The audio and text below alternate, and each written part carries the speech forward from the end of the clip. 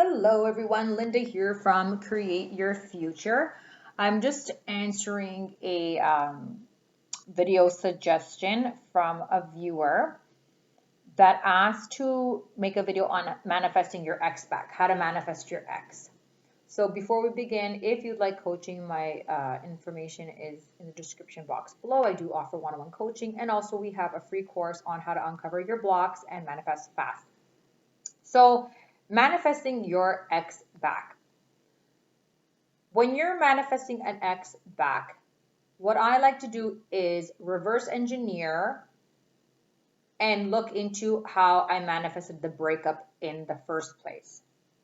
So what I mean is, let's just say you were dating a person and everything was going well, and you're thinking that maybe they just want friends with benefits for some reason.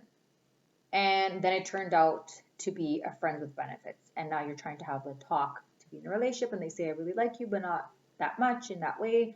I'm not looking for a relationship, and therefore they break up with you. That story right there would tell me that you didn't feel good enough or worthy enough to be in a faithful, loving, committed relationship, or you had a story that all men or women want is sex, or all I'm good enough is for a friend with benefits because I'm never in committed relationships. There's a story, and it reflected that way. Or you're dating someone and you're jealous of their ex, and then you find out that he cheated on you with the ex.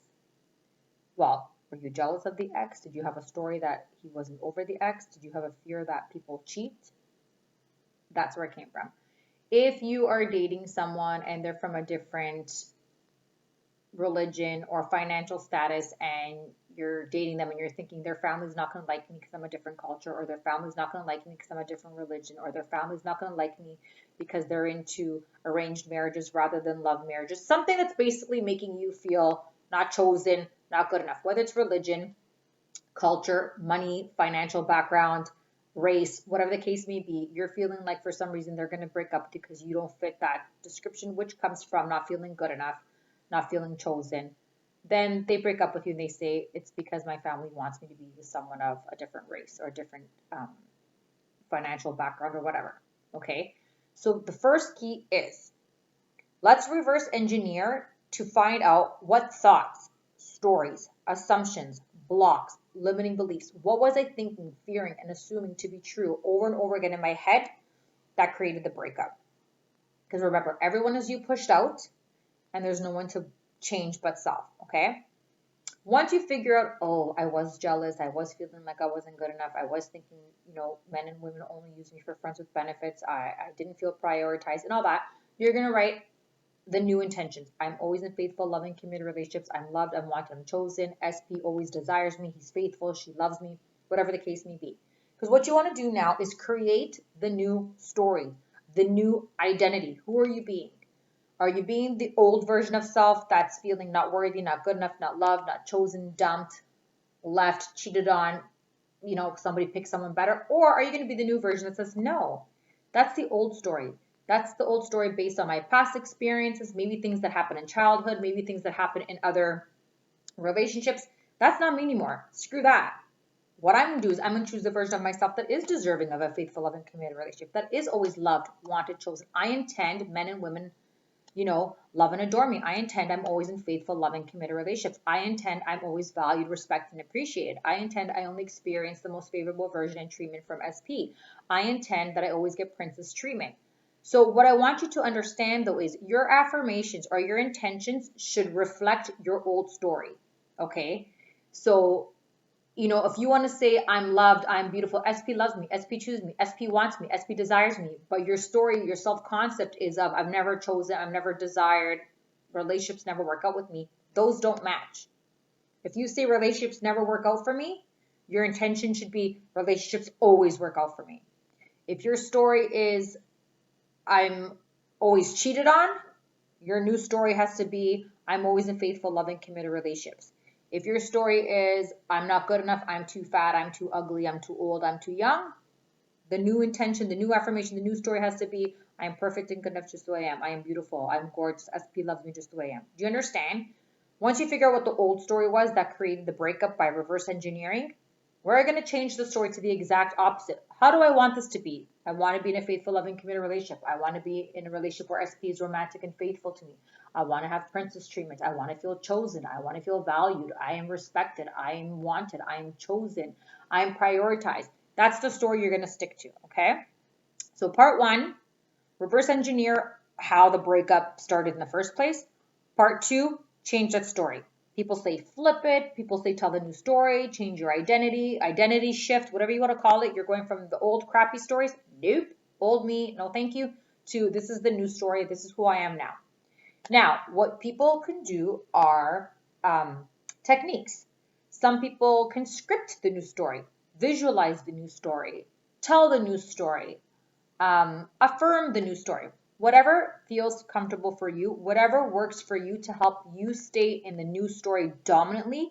You don't have to be perfect. There are going to be days where we miss somebody, where we feel lonely. You know, the weekend comes and we're home alone when we would have been sleeping at SP's house. A birthday comes by, a holiday comes by, and you don't spend it with that person. Listen, we're not delusional. We can see evidence that this person is not here. What you need to do, though, is you need to not let that throw you. Ignoring the 3D doesn't mean not noticing that this is happening when you obviously do notice it happens. Ignoring the 3D means, okay, this is happening. What is it telling me?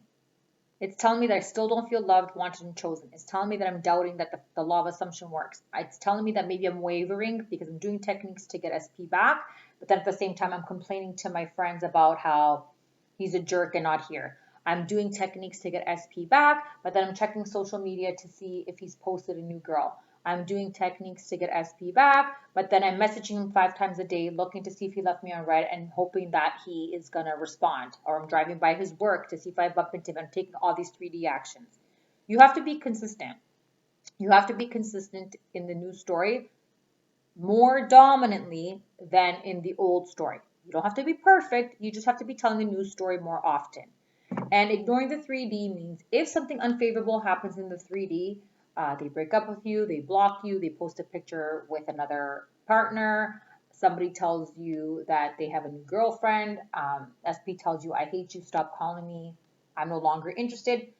Okay, no problem. I'm not going to react. I'm going to be an observer, not a reactor. I'm not going to react and cuss them out and yell at them because that's just keeping the old story alive. That's still being the old story, the old version of you, the old ego that's triggered. So instead, what I'm going to do is look at it as feedback. If SP tells me never to call him again, it's because I had a fear that he was done with me. I had a fear that he was breaking up with me. He was over me and she was no longer interested, and it reflected by them saying that. Okay, so what's the new story? I am loved, I'm wanted, I'm chosen. SP loves and adores me. SP contacts me constantly and consistently. I'm the first thing they think about when they wake up in the morning. I'm the last thing they think about when they go to bed at night. And we've been together for the longest time in a faithful, loving, committed relationship. Keep going back into it. Whenever your mind goes to the old story, or you know when you get like that knot in your chest or like that knot in your stomach when like something unfavorable happens, like you see something on social media about SP or you hear it, like right there, you have 2 choices. You can either say, you know what, screw them, they're this, they're that, she's this, she's that, frig them, frig that, like I'm over it, you know what, I deserve better, da da da, which is again, keeping your awareness and attention on the old story. You're keeping awareness and attention on the story you don't want. You're still being the triggered version of self that's reacting to the 3D when we know 3D is old. When you think of something, it eventually reflects out. So whatever you're already seeing is something you thought of in the past. They're old thoughts, which means whatever I think about now has no choice but eventually to reflect in future. So you know what? I'm going to continue to think the new story. So 2 choices. Dwell on that old story and complain and be irritated and annoyed, or okay, it's making me feel not loved, wanted, chosen. As soon as I feel that negative feeling, I'm going to choose to be like, nope. It's just reaffirming that I'm still not in a good mental diet. It's just feedback showing me that there's still, you know, blockages. I'm still not feeling loved, wanted, chosen. Okay, how do I fix that? New story. I'm in a faithful, loving, committed relationship with SP. I am always contact. I am loved, wanted, chosen. I'm an amazing person because I'm fun, I'm funny, I have a great job, I'm smart, I'm creative, and that's what SP loves about. And that's what it is. It's discipline. It's all a mental mindset game. It's discipline. Go back to the new story. Go back to the new story.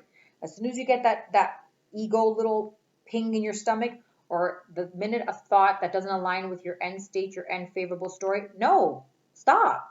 That's the old story. That's the old me, the 3D crap. That's long and done. Like, thanks for showing up, but like, we're good over here. I am now the version of myself that's in a faithful, loving, committed relationship. I love the way SP always calls me and contacts me. Listen, I was doing affirmations and intentions through tears, right after a holiday went by that we didn't spend together. And I'm still saying, SP and I had the best Christmas ever. He bought me the most beautiful necklace. We had the most amazing holidays together with him and the kids and I. Everything, and I'm ignoring the 3D. I'm not accepting any of this as final. Anything unfavorable that I see now is a reflection of anything old that I've thought in the past. And I know now that whatever I think now is going to reflect in the future. So guess what? I'm going to choose to think something good because I want something good to reflect. Remember, everyone is you pushed out. They can only reflect back to you your stories, fears, thoughts, assumptions about them, about relationships, about yourself, about history, about what happened in the past with you. That's all they can do. So I suggest you keep a good mental diet and make sure you're having positive thoughts, positive intentions, being aware of those stories, catching that negative story, as soon as possible, and going right back into an intention, right back into an affirmation.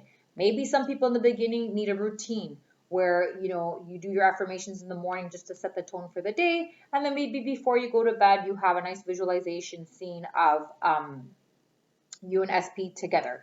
And then maybe throughout the day, you might just have a little spiel that you say about the end state and living from the end. Some people say, I don't use techniques, just decide, just be. If you can get to that point like that, absolutely, that works for you.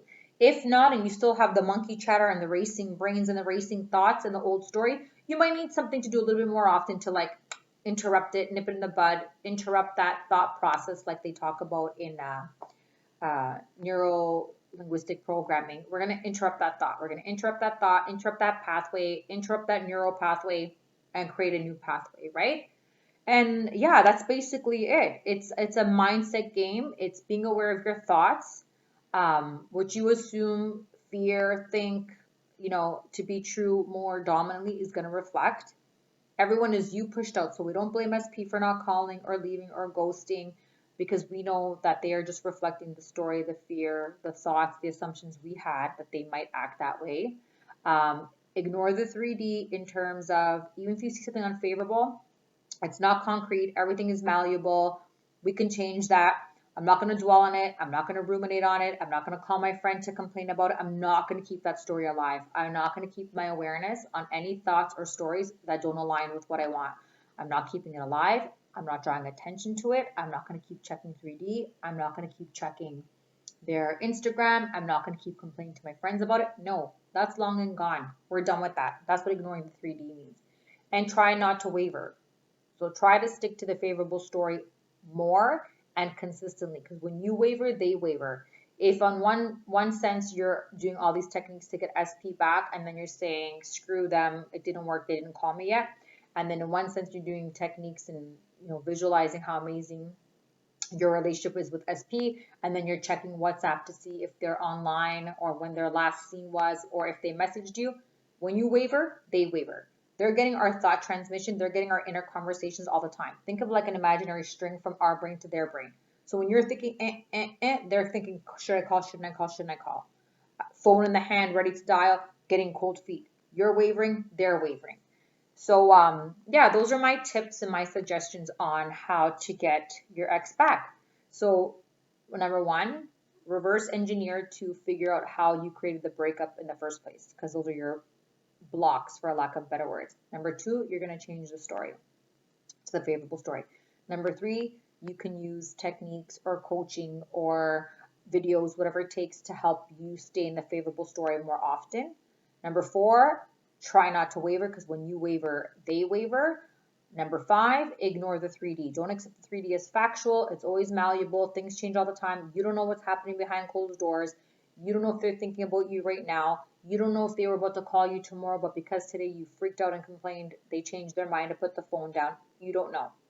So those would be my tips and suggestions on how to manifest an ex back. So I intend that this video was super helpful and answered the viewers' questions. So again, if you'd like one-on-one coaching, it's in the description box below, as well as our free course on how to uncover your blocks. So on that note, I intend you guys all have an amazing time, weekend, day, night, evening with your SP. And yeah, we'll talk soon. Bye.